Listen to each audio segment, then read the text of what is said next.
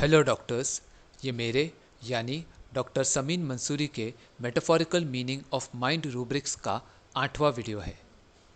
इस वीडियो का rubric delusions, imaginations, hallucinations, illusion, people appeared like dolls doctor Kent की repertory से लिया गया है और इसमें सिर्फ प्लमम मेटालिकम दवाई है। पीपल पीपल मतलब एक से ज़्यादा व्यक्तियों का ग्रुप जिसमें वो लोग एक दूसरे से किसी कॉमन इंटरेस्ट या पर्पस से जुड़े होते हैं। उन लोगों को जोड़ने वाली कॉमन बात कल्चर, परंपरा, भाषा, सोशल स्टेटस, विचारधारा, प्रोफेशन या ऑर्गेनाइजेशन हो सकती है। अपियर अपियर मतलब एक सर्टन तरीके का इम्प्रेशन या बाहरी पहलू जो हमें नज़र आता है और आउटवर्ड होने के कारण वो सच भी हो सकता है और झूठ भी। एग्जाम्पल, कुछ लोग बातों से बहुत अच्छे नज़र आते हैं लेकिन उनकी करतूतों से उनकी बुरी नीयत का पता चलता है। इसका मतलब उनकी मीठी बातें सिर्फ बाहरी दिखावा होती हैं जबकि असलियत में वो दुष्ट होते हैं। लाइक इस रूब्रिक में लाइक शब्द का मतलब है किसी के जैसा, यानी किसी समान या लगभग समान रूप, आकार या और कोई क्वालिटी। एग्जाम्पल, ऐसा कहते हैं लाइक फादर लाइक सन, मतलब जैसा बाप वैसा बेटा। इसका ये मतलब है कि बेटे का स्वभाव और बर्ताव उसके बाप से बहुत मिलता जुलता है या ऑलमोस्ट सेम है। डॉल्स डॉल शब्द के 3 मतलब हैं। पहला, डॉल इंसान की तरह दिखने वाली छोटी सी आकृति होती है जिससे बच्चे खेलते हैं। इसे गुड्डा या गुड़िया भी कहते हैं। ये इंसान जैसे दिखने वाला खिलौना होता है या कठपुतली होती है, लेकिन इसका साइज एक असल इंसान के मुकाबले में अक्सर छोटा होता है। दूसरा, डॉल एक सुंदर लेकिन तुच्छ या बुद्धू महिला के लिए इस्तेमाल किया जाने वाला शब्द है। ये औरत खूबसूरत और आकर्षक होती है लेकिन बेवकूफ़ों जैसी बातें और बर्ताव करती है। इसी तरह डॉल शब्द किसी अट्रैक्टिव पुरुष या महिला दोनों के लिए भी यूज़ किया जाता है। तीसरा, डॉल शब्द एक दयालु और मददगार व्यक्ति के लिए यूज़ किया जाता है। ऐसे व्यक्ति की बातें और बर्ताव दोनों तारीफ के काबिल होती हैं क्योंकि वो मुश्किल समय में लोगों की तकलीफ़ें समझता है और जेनरसली उनकी मदद भी करता है। तो प्लमम मेटालिकम पेशेंट को एक स्पेसिफिक तरह के लोग डॉल्स जैसे नजर आते हैं।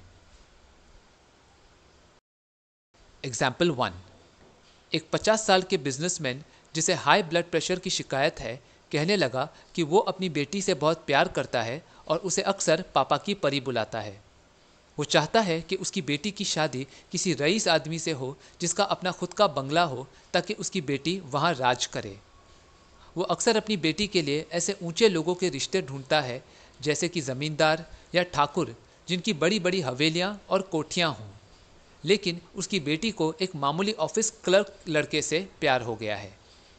पेशेंट को ये लगता है कि उसकी बेटी को उस लड़के का शौक हो गया है, बिल्कुल जैसे एक बच्चे को खिलौने से हो जाता है। लेकिन वो लड़का औकात में उनसे छोटा है और ये प्यार सिर्फ एक टेम्पररी लाइकिंग है क्योंकि खिलौने के साथ कुछ वक्त तक तो खेला जा सकता है लेकिन ज़िंदगी भर का साथ थोड़े ही निभाया जा सकता है।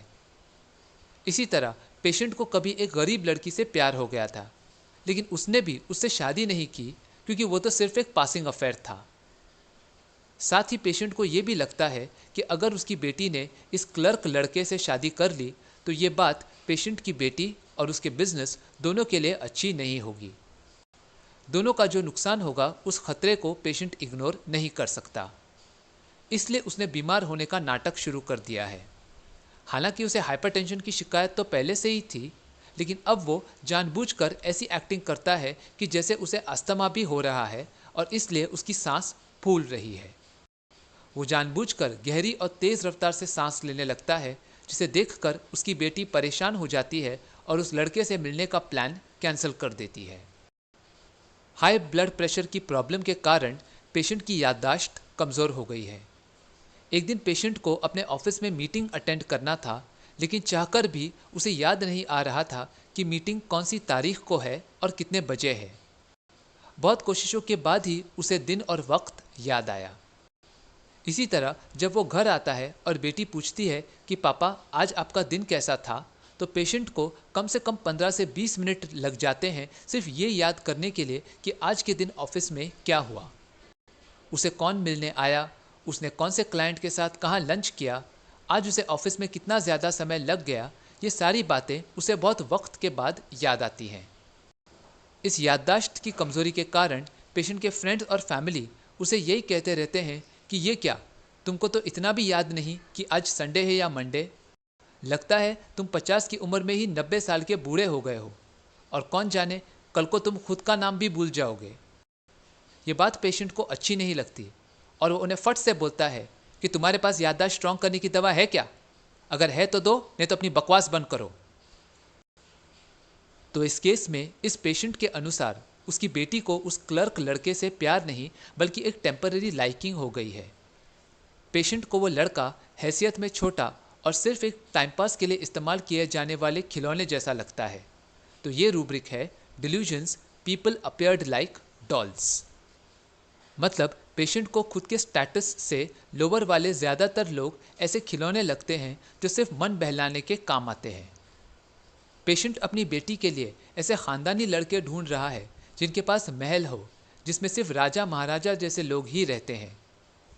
पेशेंट सिर्फ एयर कासल्स यानी ख्याली पुलाव ही नहीं बनाता, बल्कि उसे ऐसे किले और महल नज़र आते हैं जहां उसकी बेटी राज भी करेगी और सुरक्षित भी रहेगी। तो ये है delusions sees castles and palaces. Patient को ये लगता है कि उस क्लर्क लड़के से शादी करने पर उसकी बेटी और बिजनेस दोनों को भारी नुकसान हो सकता है। तो ये है delusions danger to his life. यहाँ पेशेंट की लाइफ उसकी इकलौती बेटी है जिसे वो बेहद प्यार करता है। अब पेशेंट अपनी बेटी को उस लड़के से मिलने से रोकने के लिए सांस के फूलने का नाटक करता है। पेशेंट को हाइपरटेंशन है लेकिन ब्रेथलेसनेस की कोई तकलीफ नहीं है। लेकिन यहाँ पेशेंट एक नॉन एग्जिस्टिंग बीमारी के होने का ढोंग करता है। तो ये रूब्रिक है feigning to be sick. Feigning to be sick और एग्जैजुरेटिंग हर सिम्टम्स, इन रूब्रिक्स के डिफरेंसेस को समझते हैं। इन दोनों रूब्रिक्स में प्लमम मेटालिकम दवाई कॉमन है, लेकिन बेसिक डिफरेंस यही है कि फेनिंग सिक में जो बीमारी पेशेंट को नहीं है वो उसके होने का नाटक करता है, और एग्जैजुरेटिंग हर सिम्टम्स में जो तकलीफ से पेशेंट पीड़ित है, यानी जो सिम्टम्स उसे एक्चुअली महसूस हो रहे हैं, उन्हें भी वो बढ़ा चढ़ाकर दूसरों को बताता है। एग्जाम्पल, पेशेंट ने कहा बुखार में इतनी गर्मी हो रही थी, लगा जैसे मेरा बॉडी टेम्परेचर 102 डिग्री नहीं बल्कि 1002 डिग्री सेल्सियस है। अब यहाँ पेशेंट को फीवर है, लेकिन वो उसकी इंटेंसिटी को एक प्रैक्टिकली इम्पॉसिबल लेवल पर डिस्क्राइब कर रहा है। हाइपरटेंशन बीमारी आर्टेरियोस्क्लेरोसिस की वजह से होती है, और अब पेशेंट को चीज़ें याद रखने में और वक्त आने पर उन्हें रिकलेक्ट करने में भी बहुत तकलीफ होती है। पूरे दिन में हुई घटनाएं भी पेशेंट को बड़ी मुश्किल से याद रहती हैं और काफ़ी समय के बाद सब याद आता है। तो ये रूब्रिक्स हैं memory weakness of memory with arteriosclerotic disease and memory weakness of memory for occurrences of the day. अब लोग पेशेंट को उसकी मेमोरी प्रॉब्लम के लिए कोसते हैं और उसमें दोष निकालते रहते हैं। तो ये है delusions that she is criticised. इस पर पेशेंट उन लोगों पर चिल्लाते हुए दवा की मांग करता है, और अगर वो उसकी मदद नहीं कर सकते तो उन्हें चुप रहने को कहता है। ये है श्रीकिंग फॉर हेल्प। एग्जाम्पल 2, एक एक्टर ने कहा कि ये फिल्म स्टार्स की बेटियां यानी स्टार किड्स पता नहीं खुद को क्या समझती हैं, मेकअप करके बहुत खूबसूरत और अच्छी दिखती हैं, लेकिन अकल से बिल्कुल कच्ची हैं। टैलेंट के बारे में पूछने पर कहती हैं कि वो खुद की ज़बान से अपनी नाक को टच कर सकती हैं, ये उनका हुनर है। करियर के स्ट्रगल का पूछा तो कहती हैं वो खुद चलकर फिल्म डायरेक्टर के ऑफिस पहुंची और उनसे काम मांगा, इसीलिए उनको फिल्म में काम मिल गया। ये स्टार डॉटर्स अक्सर ऐसी बेवकूफ़ों जैसी बातें करती हैं, लेकिन मुझे पता है कि इन लड़कियों के डैड्स फिल्म लाइन में काफ़ी लोगों को जानते हैं, इसलिए मुझे कभी कभी ऐसा लगता है कि ये लोग मेरे पीठ के पीछे कुछ ऐसा प्लान बना रहे हैं जिससे मुझे फिल्मों में काम ना मिले। इस फिल्म लाइन का यही प्रॉब्लम है, दोस्त और दुश्मन को पहचानना बहुत मुश्किल है। समझ नहीं आता यहाँ किसे अपना कहें और किसे बेगाना। अब तो मैं जो फिल्मों में काम कर रहा हूँ उनमें मेरा रोल भी बिल्कुल मामूली है। लगता ही नहीं मैं कोई खास किरदार निभा रहा हूँ, बल्कि मेरी जगह कोई और भी ये रोल करे तो कोई फ़र्क नहीं पड़ेगा। बस पैसे कमाने का है तो जो भी छोटा मोटा काम मिला मैंने कर लिया। साथ ही आंत में अल्सर हो गया है तो इतना दर्द होता है कि क्या बताऊं। हालत ख़राब हो जाती है। मेरा चेहरा देखकर यूनिट वाले पानी लेकर आते हैं ताकि मैं दवा ले सकूं और फिर थोड़ा आराम मिलता है, नहीं तो बस दर्द होते ही रहता है। कई बार मैं सोचता हूँ कि ऐसा क्या किया जा सकता है जिससे इस फिल्म लाइन में नेपोटिज्म ख़त्म हो जाए और डिज़र्विंग लोगों को उनके मेरिट पर काम मिले। लेकिन ऐसा सोचने पर मुझे रियलाइज़ होता है कि इससे मेरा ही नुकसान होगा। अगर किसी भी एक्टर का बेटा या बेटी फिल्म में है तो डायरेक्टर उनको फिल्म में रखने के लिए मुझे फिल्म से निकाल देगा। तो नेपोटिज्म का एंड करने के बारे में मैं ना ही सोचूं तो बेहतर है। मुझे मालूम है कि ऐसा हर प्रोफेशन में होता है। नेता के बेटे को ही चुनाव का टिकट मिलता है और अभिनेता के बच्चों को ही पहला प्रेफरेंस दिया जाता है। ये तो एक ऐसी समस्या है जिसका कोई समाधान ही नहीं। लेकिन फिर भी मैं अक्सर इस प्रॉब्लम को सॉल्व करने के बारे में सोचता रहता हूँ। तो एक तरफ ये काम और दूसरी तरफ ये अल्सर का दर्द। घर में मेरे 3 बच्चे और एक छोटा भाई है, लेकिन वो सब अपने काम में बिजी रहते हैं और मेरी देखभाल करने वाला कोई नहीं है। ऐसे में बस यही लगता है कि अगर मेरा कोई ख्याल करने वाला होता तो कितना अच्छा होता। मैं ऐसे ही इंसान के साथ टाइम स्पेंड करना चाहता हूँ जो मुझे समझ सके और जिससे मैं अपनी सारी फीलिंग्स शेयर कर सकूँ। तो इस केस में पेशेंट को स्टार किड्स यानी फिल्म स्टार्स की बेटियां खूबसूरत लेकिन मूर्ख नज़र आती हैं, यानी उसे ये स्पेसिफिक कैटेगरी के लोग डॉल्स नज़र आते हैं। साथ ही पेशेंट को ये भी लगता है कि सब लोगों की मिली भगत के कारण उसे फिल्मों में अच्छे किरदार करने को नहीं मिल रहे हैं, यानी उसके खिलाफ ये लोग साजिश या कॉन्स्पिरेसी कर रहे हैं। इसीलिए पेशेंट जो किरदार निभा रहा है उसमें उसे कुछ खास काम करने को नहीं मिलता। बस छोटा मोटा साइड रोल मिल गया, काम कर लिया और पैसे मिल गए। तो पेशेंट एक मामूली काम यानी ऑर्डिनरी बिजनेस परस्यू कर रहा है। उसे अपने और पराये के बीच फर्क नज़र नहीं आता है।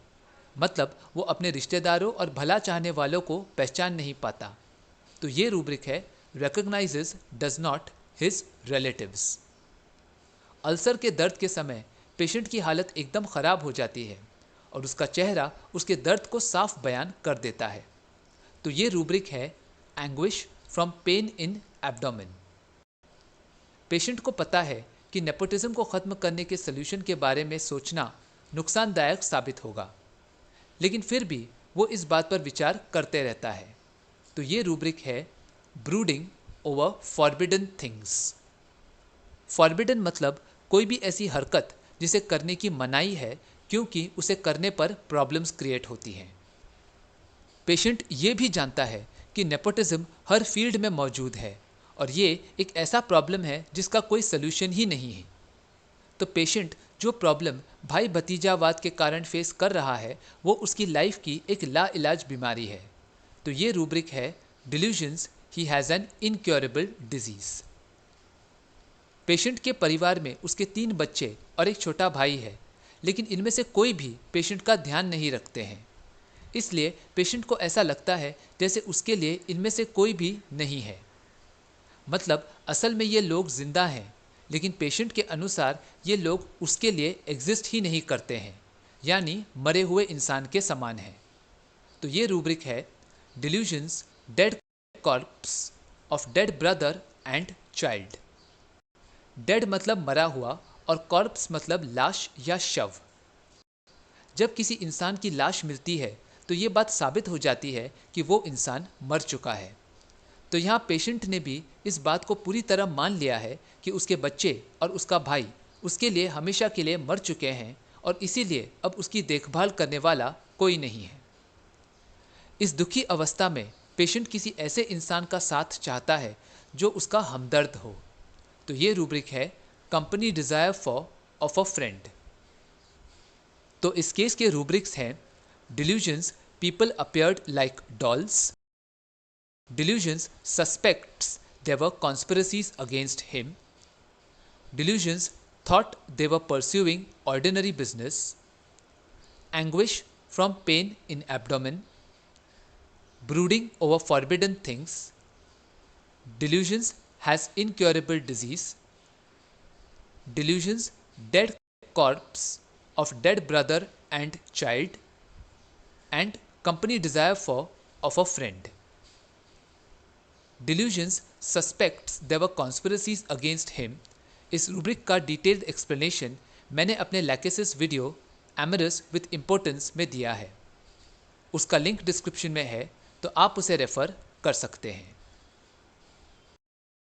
एग्जाम्पल 3। पेशेंट ने कहा कि डॉक्टर साहब, आज का ज़माना बहुत ख़राब है। मेरे ऑफिस में एक बंदा है जो मुझे जॉब से निकलवाना चाहता है और इसलिए मेरे लिए प्रॉब्लम्स क्रिएट कर रहा है, ताकि एक दिन मैं रेजिग्नेशन लेटर दे दूं और ये ऑफिस हमेशा के लिए छोड़कर चला जाऊं। पहले तो ये एक ही बंदा था, लेकिन अब तो ऐसा लगता है कि मेरे आसपास और भी कई ऐसे लोग हैं जो अलग अलग तरीक़ों से मेरा करियर पूरी तरह से ख़त्म कर देना चाहते हैं। ऐसे में आप जैसे डॉक्टर्स और सोशल वर्कर्स कितने अच्छे हो, जो लोगों की तकलीफ़ें समझते हो और वक्त आने पर मदद भी करते हो, भले ही वो इंसान आपका अपना हो या पराया। लेकिन कभी कभी तो मुझे लगता है कि आप डॉक्टर्स को भी अपनी कंसल्टेशन फ़ीस डिजीज़ के मुताबिक चार्ज करना चाहिए। जैसे ब्लड प्रेशर वाले मरीज़ का 300 रुपये, अस्थमा वाले पेशेंट का 400 रुपये, डायबिटीज़ वाले का 500। तभी तो आपकी अर्निंग्स बढ़ेगी ना। एक्चुअली यही मेरी प्रॉब्लम है। मैं अक्सर दूसरों को बिना मांगे एडवाइस देता रहता हूँ और कभी कभी तो उनके निजी मामलों में भी बिना वजह दखल भी देता हूँ। अब चेहरे पर पिंपल्स के कारण ऑफिस में लोगों के सामने जाने की मेरी हिम्मत ही नहीं होती। अगर मुझे लगता है कि कोई मेरे चेहरे को देख रहा है, तो फिर मैं उस इंसान से बात करते समय अपना चेहरा दूसरी तरफ कर लेता हूँ। चेहरे की ये प्रॉब्लम क्यों हो रही है, इसे समझने की मैंने बहुत कोशिश की, लेकिन पता ही नहीं चल पा रहा है कि इसका कारण काम का प्रेशर है, कि मौसम में आया हुआ चेंज है, या फिर मैंने तला हुआ या स्पाइसी खाना खा लिया इसलिए हुआ है। अब डॉक्टर साहब, आप ही बता दो कि मुझे ये तकलीफ़ क्यों हो रही है और क्या इसके लिए कोई टेस्ट है जो मैं करवा लूँ। आखिर मुझे भी तो पता चले कि ये बीमारी क्या है और मुझे क्यों हो रही है। तो इस केस में पेशेंट को ये लगता है कि उसके आसपास, मतलब लगभग हर एक इंसान उसके करियर को नुकसान पहुंचाना चाहता है। तो ये रूब्रिक है, delusions murdered that everyone around him is a murderer. यहाँ मर्डर का मतलब है सोच समझकर किसी व्यक्ति या वस्तु को पूरी तरह से ख़त्म कर देना। ऐसे मुश्किल वक्त में पेशेंट को डॉक्टर्स और सोशल वर्कर्स, यानी इस स्पेसिफिक प्रोफेशन के लोग, बहुत काइंड, रहमदिल और हेल्पफुल नज़र आते हैं। तो ये रूब्रिक है, delusions people appeared like dolls. फिर पेशेंट डॉक्टर को मेडिकल प्रैक्टिस में ज़्यादा पैसे कमाने पर एडवाइस देने लगा। तो ये है टॉकिंग ऑफ बिजनेस। पेशेंट ने डॉक्टर को एडवाइस बिना मांगे दी और इसी तरह वो दूसरों के मामलों में भी बिना इजाज़त टांग अड़ाता रहता है। तो ये है मेडल्सन। फेस पर पिंपल्स के कारण पेशेंट को लोगों के सामने जाने में बहुत प्रॉब्लम होती है। तो ये है timidity about appearing in public. जब पेशेंट को लगता है कि कोई उसके चेहरे को देख रहा है, तो पेशेंट बात करते समय और सामने वाले की बात सुनते समय अपना चेहरा फेर लेता है। तो ये रूब्रिक है, looked at to be evading the look of other persons when spoken to. Patient ने अपनी प्रॉब्लम को खुद से समझने की हर मुमकिन कोशिश की, लेकिन किसी नतीजे पर नहीं पहुंच पाया। मतलब वो ज्ञान का उजाला न मिलने के कारण अज्ञान के अंधेरे में अपनी बीमारी के कारणों को टटोल रहा है। तो ये है groping as if in the dark. अब पेशेंट डॉक्टर से टेस्ट करवाने के लिए पूछता है, ताकि उसे पता चले कि उसे क्या बीमारी है। तो ये रूब्रिक है, light desire for. So to summarise, plumbum metallicum patient अपनी लाइफ में कुछ एक्स्ट्रा ऑर्डिनरी अचीव करना चाहता है और ऐसे में उसे दूसरे लोग खिलौने जैसे छोटे नजर आते हैं।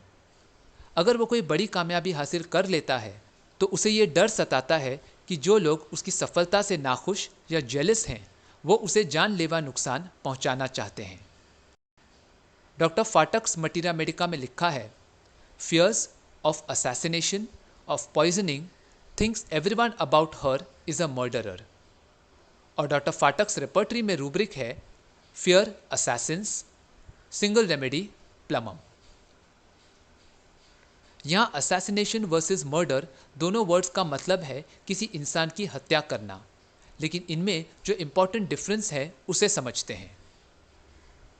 असैसिनेशन शब्द के दो मतलब हैं। पहला, किसी जाने माने या प्रसिद्ध व्यक्ति की सोच समझकर यानी किसी मकसद के कारण की गई हत्या। दूसरा, किसी इंसान के कैरेक्टर या रेप्यूटेशन यानी उसके चरित्र को भारी नुकसान पहुंचाना, जिसे हम कैरेक्टर असैसिनेशन भी कहते हैं। मर्डर किसी भी व्यक्ति की सोच समझकर की गई हत्या होती है। जिसका कत्ल किया जा रहा है वो इंसान कोई भी हो सकता है, जबकि असैसिनेशन शब्द एक वेल नोन इंसान की हत्या के लिए ही इस्तेमाल किया जाता है। Example, politician, actor, celebrity, sports person या कोई भी ऐसा इंसान जो अपनी सफलता या कामयाबी के कारण लोगों में फेमस या पॉपुलर है। इसी तरह जो असैसिनेशन करता है उसे असैसिन कहते हैं और जो मर्डर करता है उसे मर्डरर कहते हैं। ज़्यादातर रेपर्टरीज में असैसिनेशन शब्द की जगह मर्डर वर्ड दिया गया है ताकि रेपर्टराइजेशन के रिजल्ट्स में दवाई नज़र आ जाए। इसलिए किसी दवा की एक्चुअल फीलिंग को समझने के लिए मटीरा मेडिका को पढ़ना भी ज़रूरी है। तो मुझे उम्मीद है कि आपको ये रूब्रिक और इसमें मौजूद प्लमम मेटालिकम दवाई समझ आई होगी। अगर ये वीडियो पसंद आया तो उसे लाइक और शेयर करें और मेरे इस YouTube चैनल को सब्सक्राइब करें। वीडियो या होम्योपैथी से जुड़े आपके कोई भी सवाल हो या आप फीडबैक देना चाहें तो मुझे कमेंट्स में बताएं। मैं आपके सवालों का जवाब देने की पूरी कोशिश करूंगा। Thank you for watching.